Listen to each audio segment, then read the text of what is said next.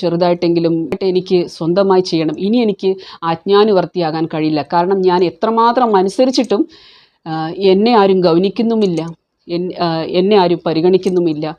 അതുകൊണ്ട് എൻ്റെ ആത്മാർത്ഥത ഇവർക്ക് വേണ്ടെങ്കിൽ എനിക്ക് ഇവരെയും വേണ്ട എന്നുള്ള രീതിയിൽ ജോലി ഉപേക്ഷിക്കുന്നതും ഈ 12ാം ഭാവത്തിൽ ഇരിക്കുന്ന ഗ്രഹത്തിൻ്റെയും മീനത്തിലിരിക്കുന്ന ഗ്രഹങ്ങളുടെയും 12ാം ഭാവാധിപൻ്റെയും ദശ, അന്തർദശ, പ്രത്യന്തർദശ ചെറിയ കാലയളവിലാണെങ്കിലും അങ്ങനെയുള്ള സമയങ്ങളിലാണ് തീരുമാനം എടുക്കുന്നത്. നമുക്ക് ഒരാളെയും ഒന്നും നമുക്ക് കുറ്റം പറയാൻ പറ്റില്ല. പുറമേ നിന്ന് നോക്കിയിട്ട് മറ്റൊരാൾ അങ്ങനെ ചെയ്തു, അത് ശരിയാണ് ശരിയല്ല എന്നത് നമുക്ക് ഡിഫൈൻ ചെയ്യാനാവില്ല. കാരണം ഗ്രഹം അങ്ങനെയാണ്. അദ്ദേഹത്തിന് ചില പ്രാരാബ്ധമുണ്ട്, ചില കർത്തവ്യങ്ങൾ കഴിഞ്ഞു. ഞാൻ പറഞ്ഞു 12ാം ഭാവാധിപൻ എന്നത് മുക്തനാക്കാൻ വന്നിരിക്കുന്നതാണ്.